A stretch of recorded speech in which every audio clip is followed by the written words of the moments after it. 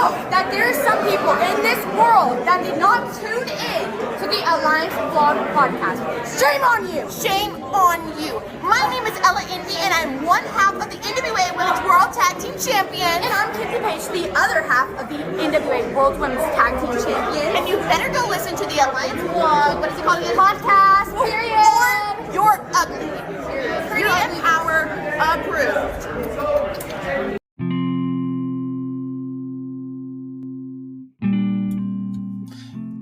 I was getting ready to record today's podcast, which will still continue with the original plan of speaking about the 10 pounds of gold and my affinity for that title. But over the news wire, the X feed, X formerly known as Twitter, news broke that we lost an icon today. We lost a legend, the Hall of Famer, the legendary Terry Funk.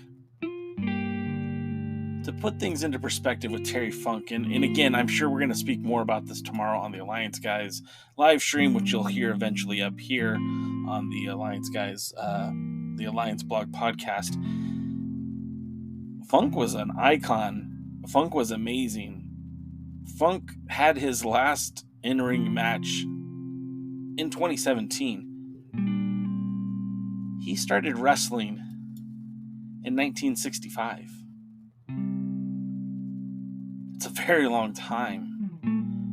And Funker was one of these guys that wrestled everywhere. Of course, he started off in Texas and wrestling in the Southwest. But, I mean, he was all over the place. And even when he became NWA World's Heavyweight Champion, it wasn't like, and again, I understand that this was a different time and place, but it wasn't like he just rested on his laurels. He didn't just wrestle in Texas or just in the Southwest, but the man wrestled almost everywhere in the United States, anywhere there was an NWA territory, even in my own backyard at the Grand Olympic Auditorium in Los Angeles, the Sportatorium. He wrestled at the Chase. He defended the 10 pounds of gold in everywhere you could. He even took the title international when he defended it in Japan. He defended the title in Canada. He defended the title in Portland. He defended the title, like I said, at the Grand Olympic Auditorium. He defended the title in Stampede. North Carolina, South Carolina. The man was everywhere. And, he won the title. He won the title from Jack Briscoe in Miami Beach on December 10th, 1975. So he had been in the business for, roughly 10 years before he became world's heavyweight champion. And he would hold on to that title all the way till 1977, almost 2 years as world's heavyweight champion. And he won the title in Miami. He lost the title to Harley Race in Canada, in Toronto.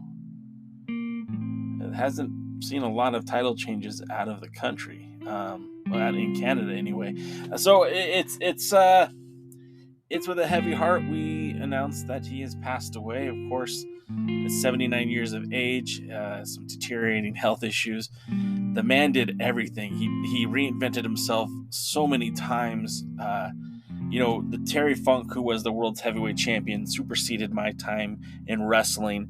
But I did remember seeing Terry Funk in a tuxedo challenging Ric Flair for an opportunity to wrestle for that 10 pounds of gold. And when Flair denied him, he became violent. No, he became rabid in that Jim Crockett Promotions ring and really bloodied up Ric Flair. I remember him with Jimmy Jack Garvin, of all people, and in the short, brief time in the WWF. I remember his return to the WWE. I remember as Chainsaw Charlie, right? Of course, I remember his time in ECW when, again, reinventing himself as a hardcore wrestler, really kind of brought the whole deathmatch wrestling to the United States. The things that him and Cactus Jack did in Japan were able to translate to, the ECW, the more extreme side of wrestling. Terry Funk's going to be missed, man. A friend of mine posted recently that that was the great white whale. That's the autograph. That's the meet and greet. That's the moment in the sun he wanted the most. And I echo that sentiment 100%. Terry Funk was one of those guys I always thought, man, if he comes to LA just one more time, I'm going to get that autograph. And damn, we knew his health was deteriorating. We knew he wasn't long for this world. But our condolences to his friends, his family, his fans. We wish him nothing but the best. I guess that sounds funny. Rest in peace, Mr. Terry Funk. We wish his family nothing but the best. We lost a good one, guys. When we come back, we're going to talk about the 10 pounds of gold. And, yeah.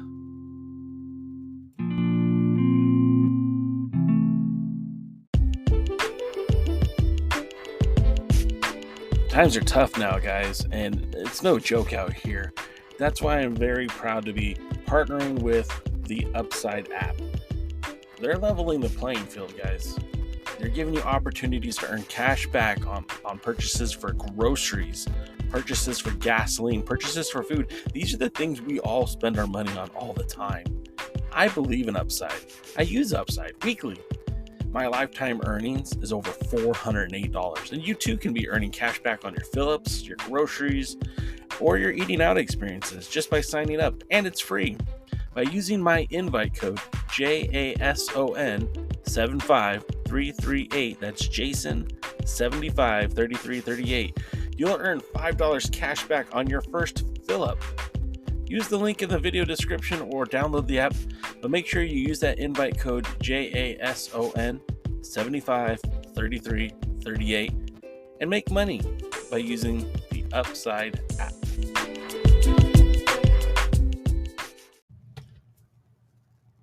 My affinity for the 10 pounds of gold knows no bounds. Ladies, gentlemen, I've traveled the world to see this title. And I can legitimately say that, right? I can legitimately say that I've been all over the world to see the 10 pounds of gold. Okay, maybe not all over the world, but I got to go to China to see that 10 pounds of gold. I got to see the title defended just recently in Mexico City, right? Daga challenging the irrehensible Tyrus. That's probably not the right word. But anyways, Tyrus defended the title in Mexico City. I was there for that. And I've been actually to quite a few title defenses in California and outside of California. I've traveled to see that title. And, I wanted to make something kind of clear because this affinity that I have for the belt didn't happen because of Ric Flair.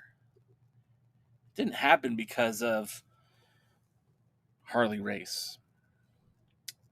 My affinity for this title developed, oddly enough, while watching UFC. Yeah, I know, right? Dan the Beast Severn holding 10 pounds of leather and gold, looking oh so pretty, walking to the ring with Dennis Corluzzo. He was the NWA promoter in New Jersey at the time. Howard Brody was the president of the NWA. It was Dennis Corluzzo's idea to put the 10 pounds of gold on a legitimate shoot fighter. That's why Chris Candido got the Raw deal. Didn't have very much of a run with the 10 pounds of gold. They were looking for credibility after Shane Douglas had tossed the belt down, and they got it tenfold with Dan Severn. And Dan Severn would take that title all over the world. But the place that I saw it first was at UFC. I don't remember the number. It was in 95. And here he comes walking to the octagon with Corluzzo, as I mentioned, holding the 10 pounds of gold, holding the Super Fight Championship, knowing full well who Dan Severn was because I watched UFC, and my mind was blasted. Because I remember that belt. I remember seeing that belt in After magazines. I remember seeing that belt in the early days of my wrestling watching. That was the belt that Ric Flair held. I saw photos of Harley Race holding that title. I saw Terry Funk holding that belt. Hell, I saw Kerry Von Erich holding that belt in magazines. And after I thought that the NWA became WCW, a lot of you think that too. A lot of you, I know there's a lot of you that believe that as well. And having all that information, being able later with the birth of the internet, being able to find out that that wasn't true, and seeing that title in the octagon, it created this lust for that title. It created this desire to learn more, and that's when I started going online in the early days of the internet on the AOL Grandstand forums. And I'm sure I'm speaking a foreign language to some of you younger listeners, but some of you oldies like me can remember being on the Prodigy trying to find wrestling news, or going on the Grandstand forums or the WWF forums on AOL. Anyways, uh, because I didn't get to see that title growing up. Obviously, by the time Ric Flair was defending the NWA World Title, um, at least in my market in this area, it was already the Dome Globe. Like in 1986, they had already been using the new title. So when they came out to the sports arena, the 10 pounds of gold was already gone. And I'll be honest, I was little. My parents weren't taking me to wrestling shows. Uh, so I never had an opportunity to see that title. But even more so, like, Southern California was never a real hotbed for the NWA, anyways. You got to remember the Grand Olympic Auditorium, although hosted quite a few NWA World Title matches, it wasn't really a member for very long. It was previously a member of the NAWA. It was a member of the WWA, and for about 14 years, it was a member of the NWA. And the title was never a fixture in this territory. You would see it on occasion, but it wasn't something that was here all the time. So even though Lou Thez defended the 10, not the 10, but the NWA World's Heavyweight Championship at Jeffrey's Barn in Burbank, and although the Terry Funk and Harley Race would defend the 10 pounds of gold at the Grand Olympic Auditorium, and Ric Flair would defend the title at the sports arena, we never really had the NWA World's Heavyweight title as a fixture in the Los Angeles market until Dave Marquez and the NWA Pro office kind of made that happen. Now, of course, this was after the split with TNA, and we would see such world champions as Adam Pearce, Blue Demon Jr., Colt Cabana, all kind of cycle through in this market.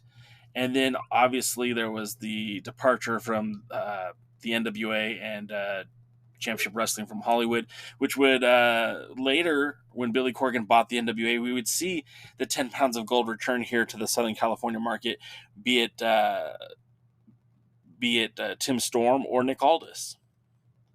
So opportunities to see the belt were few and far between prior to Dave Marquez. But I did get to see the title up close in person. The first time I got to see the title up close in person, and I know the date. It's. I had to look it up, but I know the date. It was at the Galaxy Theater. That's the same place Championship Wrestling from Hollywood first started taping at. In that first season, that's where they were, and it was at in Santa Ana at the Galaxy Theater on December 19th, 2001. It was for UPW Seasons Beatings. Now, UPW was not quite exactly a developmental wrestling promotion for the WWE, but it seemed like it used to be farm a farm-fed promotion. They used to send talent to the WWE's developmental system all the time, and I mean, there was a lot of guys that kind of went through those doors. I mean, believe it or not, Mike Knox, current NWA Crockett Cup champion Mike Knox, came through UPW. Horseshoe, Ryan Sakota, KG Sakota, Jesus, who was briefly in the WWE. Of course, names that you're probably more familiar with: Luther Reigns, Nathan Jones. Not ringing a bell? Okay, how about Samoa Joe? How about oh my God. How about John Cena? How could I not pull John Cena out? All these guys really got discovered in UPW, as well as Spanky already had kind of made his name on the independents, but Spanky didn't start getting opportunities in Japan until he started working with UPW, and that's kind of what brought Hashimoto and the 10 pounds of gold to UPW, was this working relationship between Ultimate Pro Wrestling and 01. Now you have to remember that Hashimoto wanted to be NWA World Champion, and this is going to be. I'm going to try to summarize this quickly. The Three Musketeers of New Japan Pro Wrestling were Keiji Moto, the Great Muta, and oh man, how am I blanking on his name? This is awful. Why am I blanking on his name? Masahiro Chono. That was your. That was kind of like your. The Three Musketeers of New Japan Pro Wrestling, and combine that with Giant Baba, and those are the first, and Tatsumi Fujinami. Those were the first 4 men of Japanese descent to hold the 10 pounds of gold. Or I should say NWA World's Heavyweight Championship, because Fujinami and Chono and Muta didn't hold the 10 pounds of gold. They held the World's Heavyweight Championship. Baba did. Baba held that title. Anyways, so Hashimoto really wanted to have an opportunity to run with this belt. Now, at the time, a couple of years before this, Ogawa, Noya Ogawa, was the world's heavyweight champion. We talked about him a few episodes ago, and with Gary Steele, and how Ogawa was kind of he was a hard dude to pin down. And in fact, when he came to the States, storyline wise, and really was reported on the NWA website back in the day, Hashimoto followed him here. So Hashimoto, they had this match in Japan where Ogawa really brutalized Hashimoto.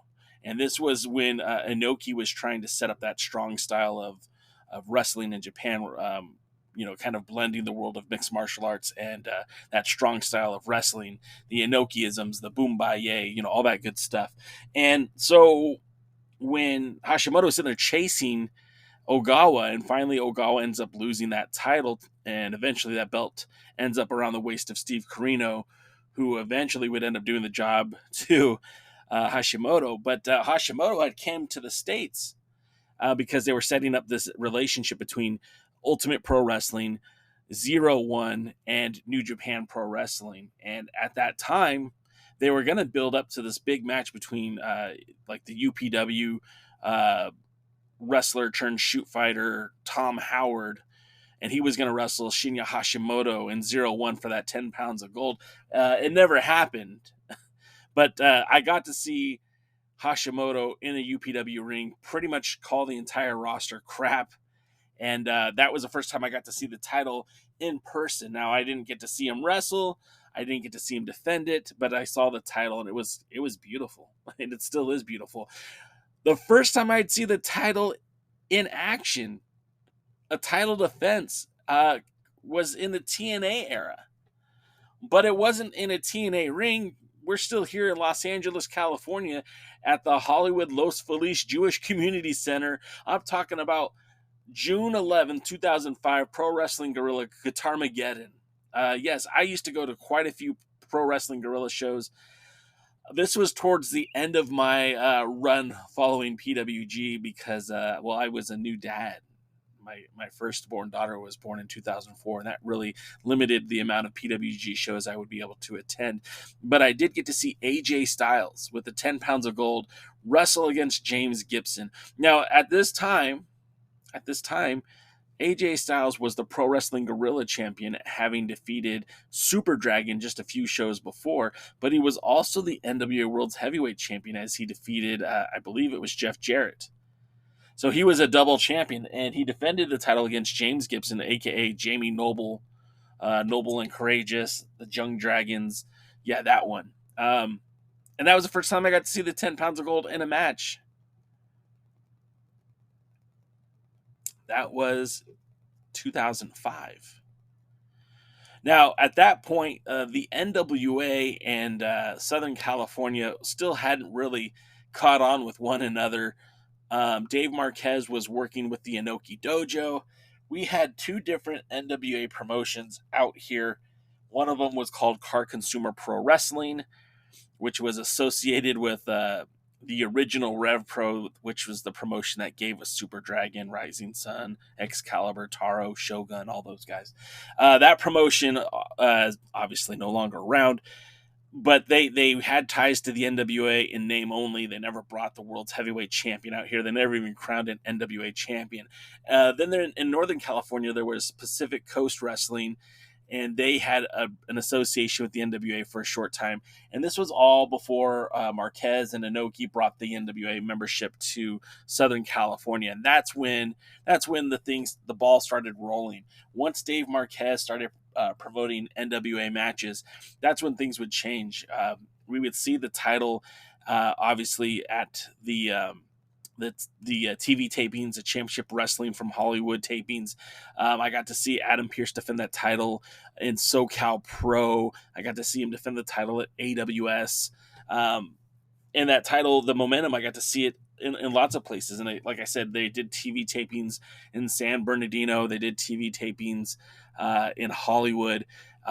Those San Bernardino tapings were right around the same time that the title came back to no, it didn't. I'm speaking a little ahead of myself. The title didn't come back to the NWA until 2007. And so when the NWA and Dave Marquez, Championship Wrestling from Hollywood, NWA Pro Wrestling, whatever you want to call it, they started doing TV tapings. And it was for Colors TV. It was like a nationally produced NWA program. And this is the first time that the NWA collectively worked as a membership to bring NWA Wrestling to a TV channel. It was on not DirecTV, but Dish TV on the Colors channel. And that program would have lots of the world champions. In fact, we had the tag team world champions, the NWA North American champion would defend, but I got to see Blue Demon Jr. defend the 10 pounds of gold. Obviously, that show didn't last for very long, but while filming that program, they were also working on the pilot for Championship Wrestling from Hollywood, the same program that's on TV today. It's not on TV today, but it's available on YouTube. It's in other markets, just not here in Los Angeles. But then the first time I got to travel, it's the second time I traveled for an NWA show, but the first time I got to see the 10 pounds of gold was Yuma, Arizona. Adam Pearce taking on Sean Waltman at Sunrise Stadium in Yuma, Arizona in the middle of the summer.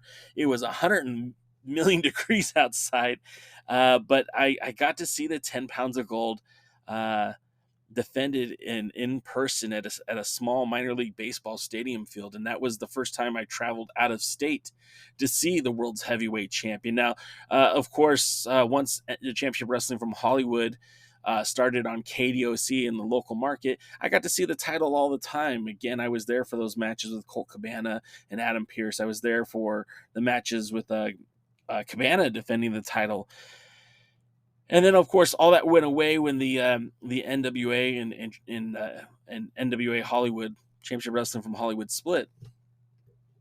So it was a couple of years before I'd get to see the title again. And I was lucky because I was there when Tim Storm brought the title back to Southern California. Now, when Dave Marquez left the NWA, or they pushed him out, however you want to look at it, there were other members of the NWA in California. They just never brought the title to California.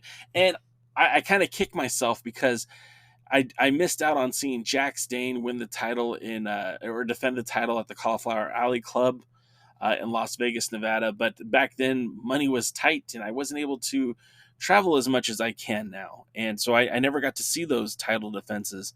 In fact, the first wrestling show that I traveled via airplane to see was the 70th anniversary show in Nashville. And that's when we got to see Cody defend the 10 pounds of gold against Nick Aldis. And it was a great event. It was perfect. I don't know how much better it could have been. That was a great night of wrestling.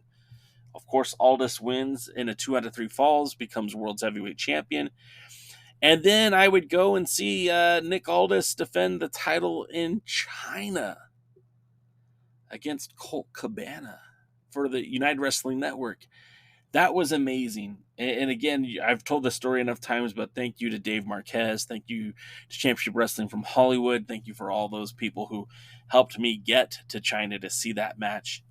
And that was a life-changing event that really inspired me to do a lot more with wrestling, to be a lot more of a resource, to be more of a collaborator, to really kind of grow this website and grow this community. And then it was like game on. Then going to North Carolina, going to Charlotte for the Crockett Cup 2019 was not such a big deal. And then going to Atlanta for the TV tapings and seeing Aldous defend against Tim Storm was awesome. And then uh, back to Nashville. Because of the pandemic and everything, the world stopped. I said Nashville, but before that happened, I got to see Aldous defend the title against Mike Bennett. I was the only real fan in attendance because it was the pandemic, bro. And no one was there except for talent and people who were producing the show. So I got to see, in my own backyard, Long Beach, California, I got to see Nick Aldis defend the 10 pounds of gold against Mike Bennett for the United Wrestling Network Primetime Live. The second time Dave Marquez used Nick Aldis to highlight a United Wrestling Network show would be the last time too. And so then, so having been to all these places, Wenzhou, China, Yuma, Arizona, Charlotte, North Carolina, Atlanta, my own backyard, Long Beach, of course, Los Angeles, San Diego, San Bernardino. I got to see the 10 pounds of gold in all these cities and all these states. And then, the pandemic happened and no one was watching any wrestling. Well, I mean, no one was going to any live wrestling events. Sorry, I'm stumbling over my words here. But we, when the NWA relaunched, the first few shows, they weren't allowing audience members, or it was very limited. And I got to be honest, I wasn't really planning on traveling for wrestling until the pandemic was over because, I didn't want to infect my family. But when it was safe to do so, I got on a plane and I got to go to the Crockett Cup 2020. So I was there and I saw Matt Cardona defend the 10 pounds of gold against Nick Aldis. And then later I would go to Chalmette. And I got to see Trevor Murdoch defend the 10 pounds of gold against Cardona and Tyrus. And then I flew to Mexico City just earlier this year, and got to see Tyrus defend against Daga. And here we are on August 23rd, just 4 days away from the next title defense and a bull rope match. Tyrus versus EC3. And I'm hoping yet again to see a new world's heavyweight champion. I'm hoping to witness history like I did in Chalmette, witness history like I did in Nashville, witness history like I saw in Mexico City or Wenzhou. To see that 10 pounds of gold go to a place, the Chase, it's home away from home, a place where Terry Funk defended that title, a place where Ric Flair defended that title, a place where Nick Aldis defended that title, a place where Trevor Murdoch defended that title. And we're just 4 days away from seeing, hopefully, a new beginning for the NWA. So I love the 10 pounds of gold. I love what it stands for. I'm very excited about what we're going to see this weekend. Make sure that you're staying tuned to all the Alliance blog social media, because we'll be posting photos and pictures and everything cool about this weekend. I'm very excited. And I would be remiss if I didn't say that I'll be a little bit sad if Tyrus is still champion at the end of this weekend. Hopefully I didn't just jinx myself. But hey, thanks for listening. If you listen to this podcast regularly, we appreciate you doing it. And let's talk again soon.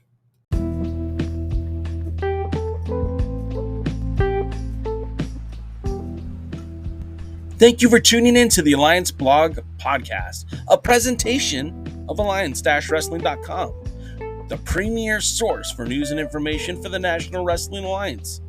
Would you consider subscribing so you never miss a new episode? You can follow us on all social media at the Alliance Blog, and we stream live on Twitch, Kick, and YouTube every Tuesday, Wednesday, and Thursday, 5 p.m., 6 p.m., and 8 p.m. Eastern at the Alliance Blog. Until then, we are the Alliance.